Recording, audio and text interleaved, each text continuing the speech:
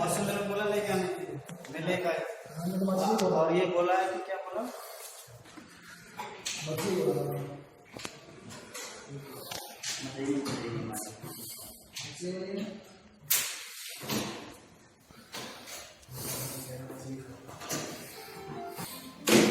इसके ऊपर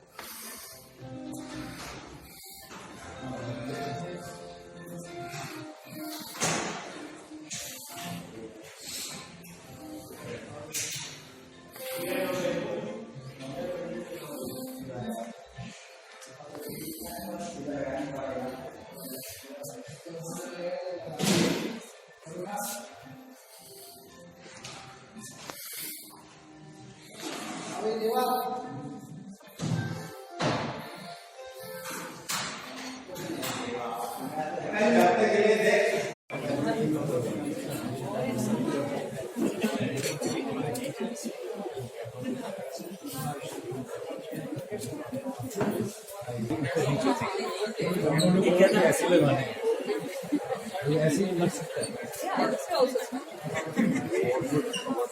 अरे और ये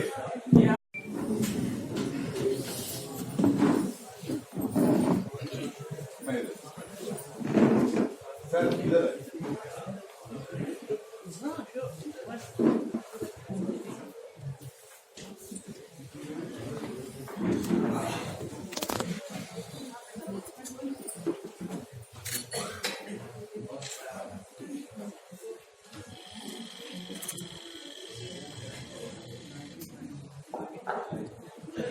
Good evening and namaste.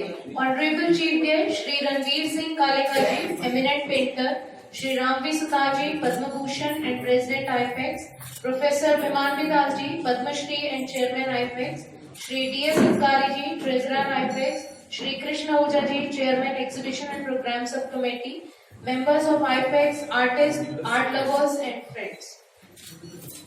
This is my proud privilege to welcome you this evening on the occasion of 10th All India Digital Art Exhibition 2020. I request Honorable Chief Guest Shri Ranbir Kaleka ji along with all the dignitaries on the dais to kindly proceed and light the ceremonial lamp.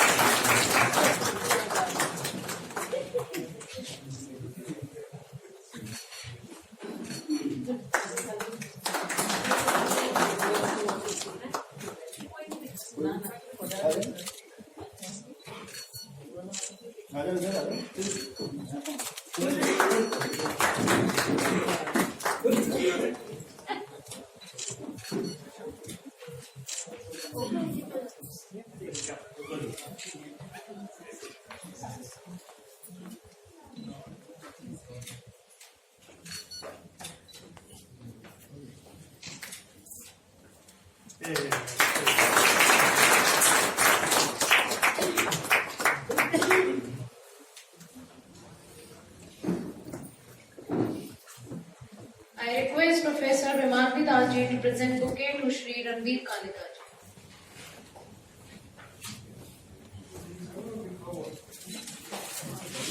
Thank you.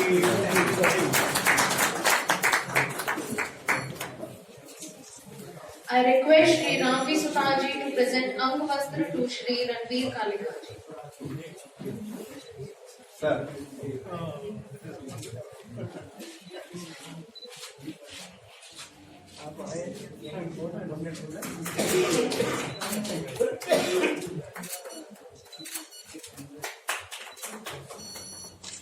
I request Professor Vimanvi Das ji to deliver his welcome address.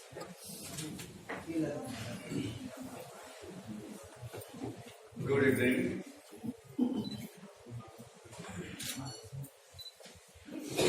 I welcome Ji Ranbir ji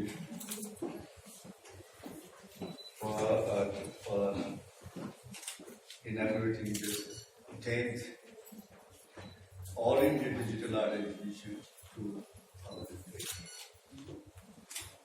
As you all know, that need not to mention about Ranbir Kaleka. He is one of the most leading and a very sensible painter of the country. And I had the chance to work with at College of Art when we were both together at the College of Art and the teaching the College of Art. Then perhaps 2-3 years? Or you were I there? think more than that. More than that. Yes. Then you left for Yes. Then I went the England. Indeed. Yeah.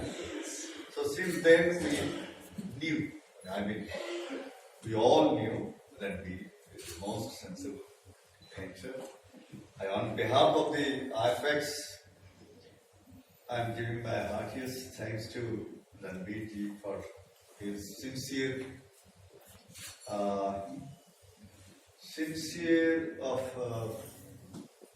being very special duty to be a solo jury of selecting such good entries, and he was very happy, and I've been realizing him because what a sincere painter while selecting is so concentrated of all the exhibits and which were displayed in that upper gallery, that seminar hall. So I personally felt very happy, and as because I have seen directly to his most sincere thoughts and ideas about it, and he is the most technically and theoretically he is a master of digital art. So we need not for any further introduction about Ranbir Kaleka. I only just give a little brief about the Ranbir. Ranbir Kaleka was born in 1953, raised in the city of Patiala, and studied at the College of Art, Chandigarh, Government College of Art, Chandigarh, in 1975, and received a master's degree in painting from the Royal College of Art in London, 1987. Ranbir Kaleka has worked both in Britain and in India. Across the 3.5 decades of his artistic activity, he has produced both a remarkable body of paintings, vibrant with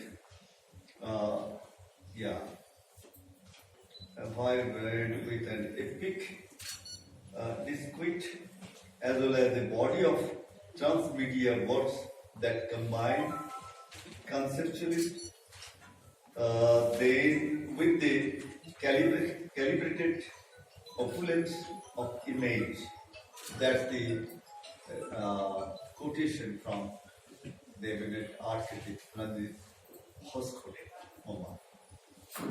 Ranbir Kaleka's work reflects a view of the world that is a highly internalized and appears to place much reliance on the juxtaposition of the interrelations of the figurative paintings and sculptures, the relationship with the metaphysical, and surrealistic imagination is the oblique rather than the direct. He incorporates personal experience with the wider and more general issues. A later body of work sees it as a venture of experimental fabulism, Kaleka's movement into video art, in which he projected video on to a painted canvas, has been art essential endeavor in his further exploration of the psychological event. One which can take place only outside the physical confines of the frame of the painting through the use of light and to create the image and the subsequent era of the image. Kaleka has also created and exhibited constructed photographs, sculptures and installations from his very early years on. His work has been honored with various awards, exhibited in major cities of the world and collected by the museums, institutions and private collectors in India and abroad. That's the brief curriculum of Ranbir. Anyway, we feel proud that the society is always encouraging, especially for the digital art. Nowadays it's getting very popular among the younger generation because the technology has been developed. So society is still proud for arranging this type of digital art. Perhaps nowhere in India, no societies in India have been organized this digital art, and we are getting more and more entries. So the society is always encourage this kind of exhibition and activities. So I congratulate the award winners, even those who are, I don't know how many participants are present here, but this is the beautiful jury, one-man show jury's own attitudes, own selections are remarkable, that they found that all the exhibits, all the entries has got not much of differences between selection and the award winners or not selected. So ultimately, I really felt very happy that he has selected all the entries.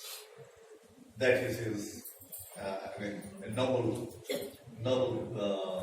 decision. Thank you very much, Ranbir. Thank you very much. Thank you.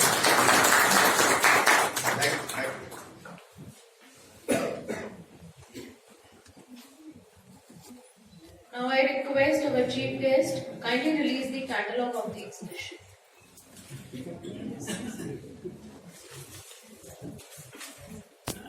Sir.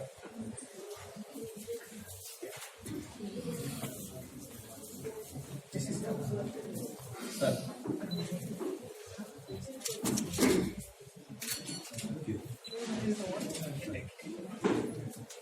Must be this one.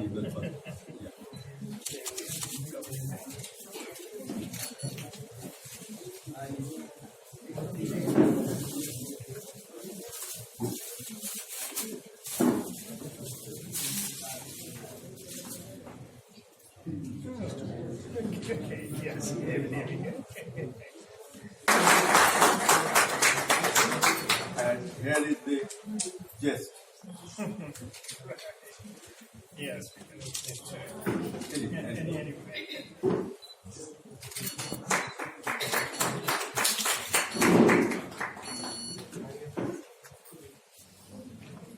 I request our chief guest kindly give away awards to the awardees. Yeah, I think I could speak. Oh, speak first. I think I could. Yeah. I can speak. Thank you, Vivanchi, and to the honored guests. Thank you. I see some of my colleagues here. They're very happy to see them. Thank you very much for visiting this event. My apologies for making everybody wait, and I can't blame the traffic. There was another mix-up because of which I was late. I did make a little note for younger artists, which I could read out. It may prove to be useful. So it's a written note, so I'm going to read it out. And with the hope that it will prove to be useful in some ways for emerging artists, practicing artists, and particularly younger artists. So I will not be making a long speech, but speak at a more conversational level. So there is no finality to what I will say, and the points can be debated. There are a few notes on art I made, which I thought would be useful to talk about today. I'm not a scholar of art, so as an artist and practitioner, I will touch upon some random thoughts on art. Traditionally, when it was to be a conversation about art, we expected it to be a talk about painting or sculpture. When we talk of art today, it's not about a medium, but about making meaning. It can be through video, sound, performance, digital, as the case here, or it can be conceptual. It can be a pure visual or audio experience without a narrative or obvious theme. But your experiencing of it in itself imbues it with meaning. When we say you are experiencing art, the word experience is important. There is some kind of engagement with it. Engagement means it is connecting with some part of you. And that's what you need to respect and be confident in what comprises you and how it's connecting with you. Then we come to how meanings are made. We interpret life events around us according to with the life we have lived. Very crudely put, a person who has witnessed a massacre with a bloodbath may respond differently to a splash of red on a canvas than a person for whom the most memorable experience was the bridal red color with a bridal bed strewn with red roses. This is just a crude example, but it tells us that the experience of an artwork is influenced by our real life experiences. So when you look at art, I think it's important first to be honest with how your own lived life is and to read the meaning according to that, not how somebody else may be interpreting it. The memory of some life experiences may be deeply buried in us, unaware. Those memories may be hidden in the subconscious, but nevertheless, they impact our reading and experience of an artwork. Do we have time? Or? Yeah. Oh, yeah. Okay, all right. If you want me to speak, No. All right. Okay. If you get bored, you raise your hand and stop. No. Okay. We can say the psychological, social, and historical conditions, the world we live in, affect the way we view art. Now we can talk about where does art come from to an artist. As we said in the case of the viewer, it comes from life experience. But crucially, it also comes from art history, cinema, from literature, poetry, stories told by friends and strangers, or fables told by our grandmothers.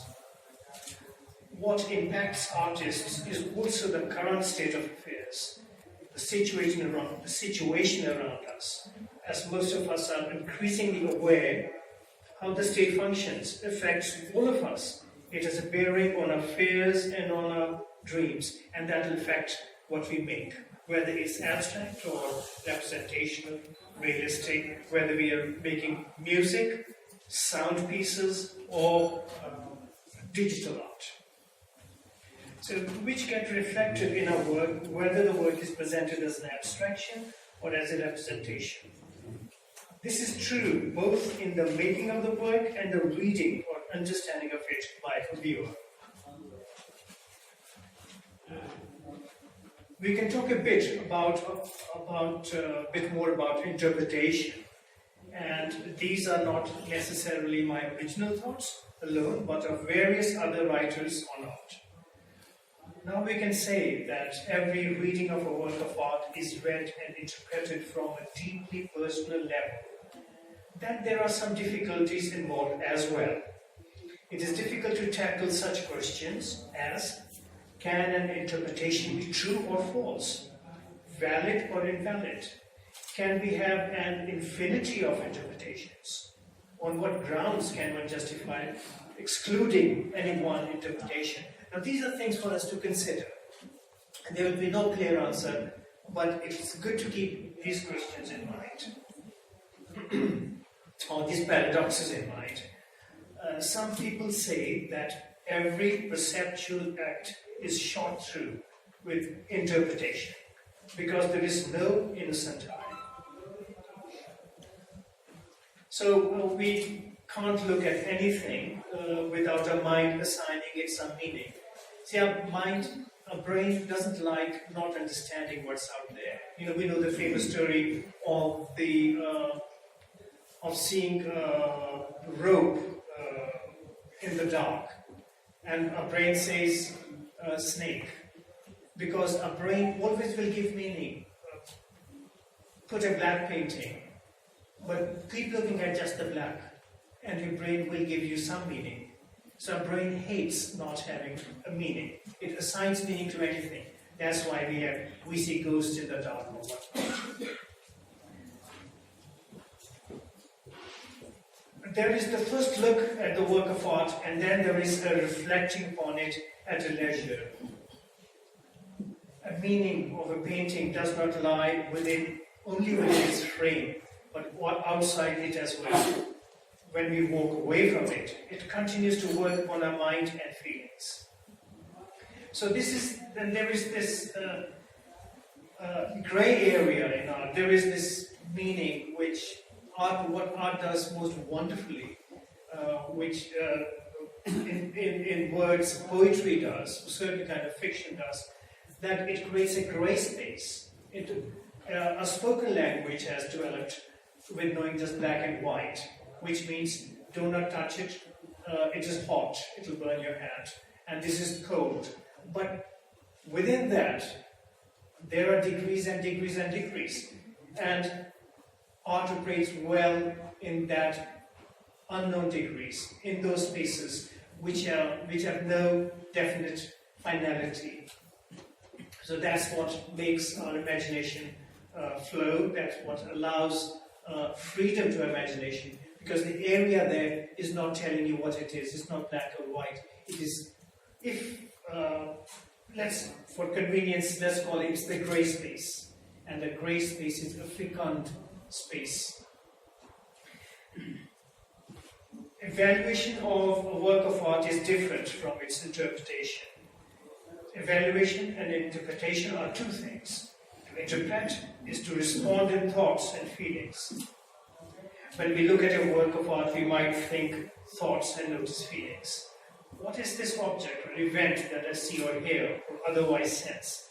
To make sense of our responses, we may put them into words. Our initial response may be undistinguished feelings and vague thoughts. If we are able to articulate these thoughts and identify our feelings in words, then we have arrived at an interpretation which can be conveyed to another person. But I'm not saying that to appreciate a work of art, you should be able to put it into words. That's very important. To interpret is to make meaningful connections between what we see and experience in a work of art and what else we have seen and experienced in our own lives. That's the connection which is made. Some of these connections are meaningful and worth pursuing toward greater knowledge and insight about the artwork, world, and ourselves. But I do want to add that some great works of art never quite give up their meaning, never quite give up their secret. That's one reason we may go to a single work of art in a museum again and again. We may visit it after 1 year, but we may just go and look at one painting. Why do we do that? Because it still contains more. It's not completely given away what it has. And also, we do not know, we may not even know why it's affecting us. And that's its secret. It never gives, creative art doesn't give away its secret. And also, very important, it is not that the artist knows what their secret is. No, they do not. That's why one says, whose hand is it which holds your hand and makes a work of art?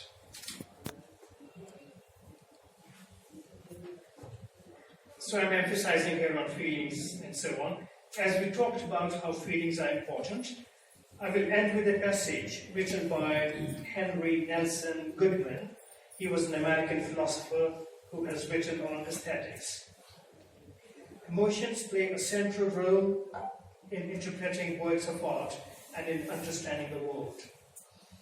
About emotions in life, Goodman writes,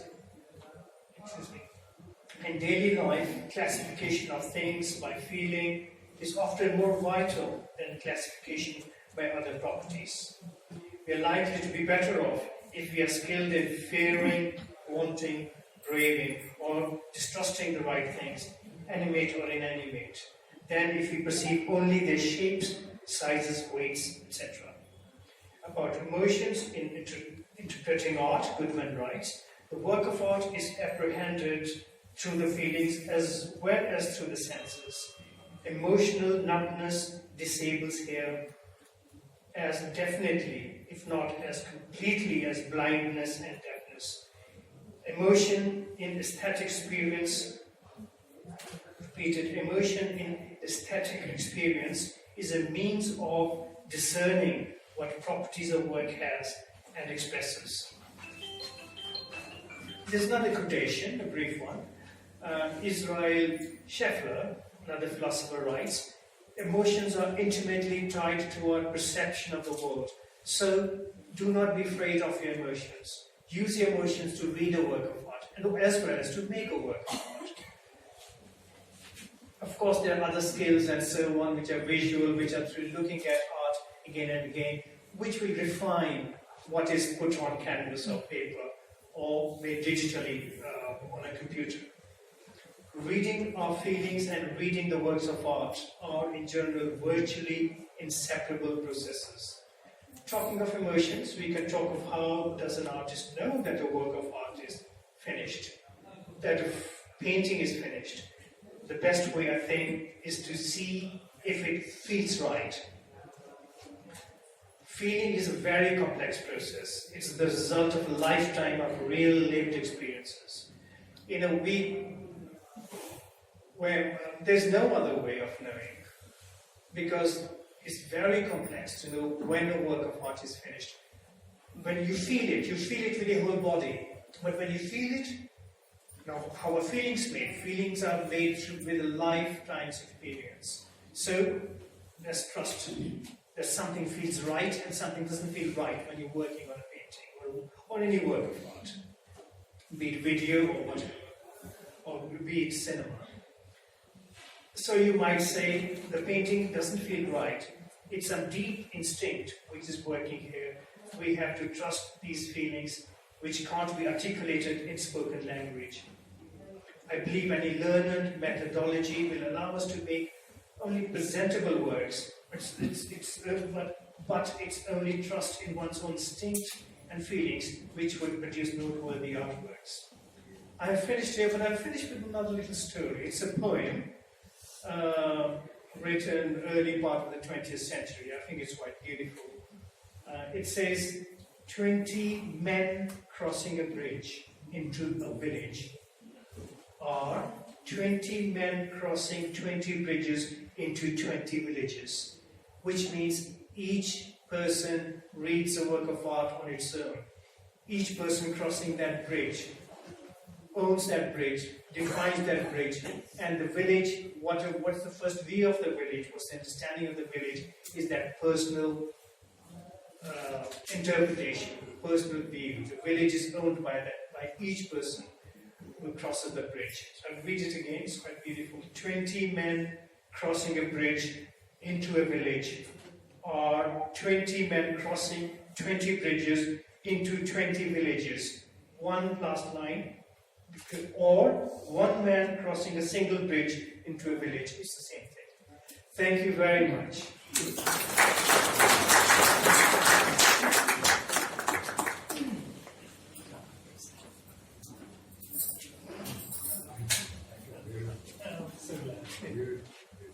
I request our chief guest kindly give away awards to the awardees.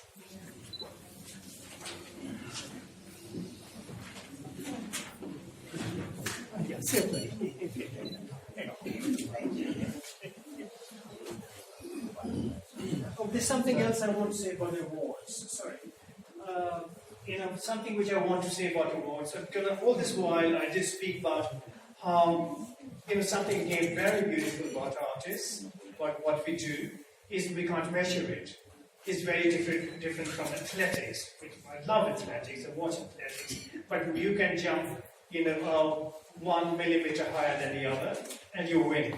But here there are no measurements. That's how beautiful it is. So when we give awards, it's more just to create an event, so more people come. It absolutely doesn't mean other works of art are lesser. But congratulations to the winners, but congratulations to everyone who has participated.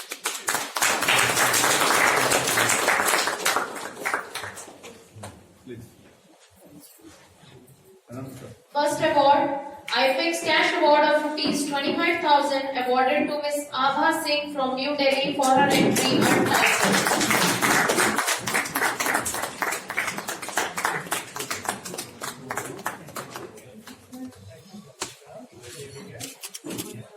Abha, look here. Abha.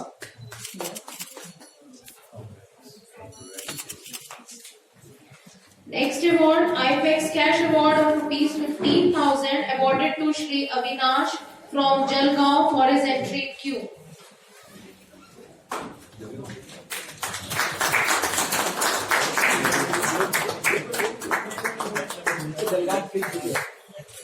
Sir, one more please. Sir, please, sir, please. AIFACS Cash Award of ₹15,000 awarded to Shri Suresh from New Delhi for his entry Life and Times, Nothing to Say. Mr. Suresh. Mr. Suresh, please. Mr. Suresh, sir, please. Thank you. AIFACS Cash Award of ₹15,000 awarded to Miss Melody B from New Delhi for her entry Changing Times.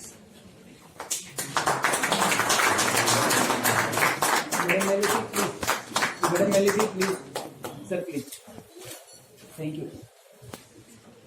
AIFACS Cash Award of ₹10,000 awarded to Shri Paresh Bhanushali from Gujarat for her entry Global Warming.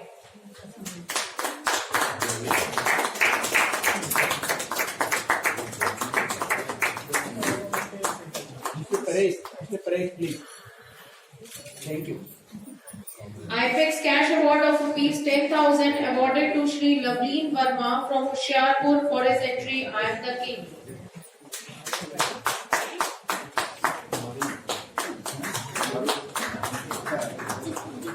Mr. Lovely, please look here. AIFACS Cash Award of ₹10,000 awarded to Shri Rakesh Bani from Kurukshetra for his entry Temptation of Beauty Second. Mr. Rakesh Bani. Mr. Rakesh Bani, please. Sir, please. Thank you. Thank you, sir.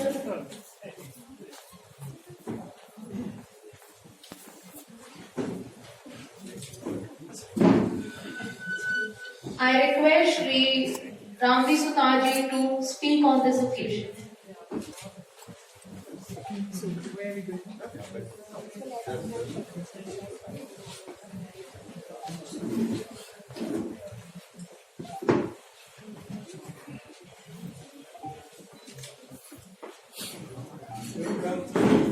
Art lovers and participants.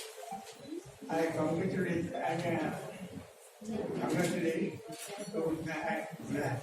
who got very good handwriting. Thank you very much. God willing, don't stop it. Okay. Vote of thanks. Good evening. Dear Ranbir Kaleka ji, Shri Ranbir ji, President, Shri Ranbir Kaleka, the Chairman of AIFACS, and Shri Kaleka, Chairman. I welcome you all to grace the occasion on this 10th All India Digital Art Exhibition 2020. Ranbir, we are so happy to have you here and you share your experience, and you especially spare some time to jot down things what you have given to us, to our artists, and I'm sure they must have enjoyed, and it was really good thing for us to have from you. Thank you so much. And I'm thankful to my exhibition and program committee who worked with this exhibition, and the staff who put up this show on this wall. And I'm sure you will like the work, and they are, I think, decently displayed, and it is a good show, and hope you will enjoy it. Thank you so much.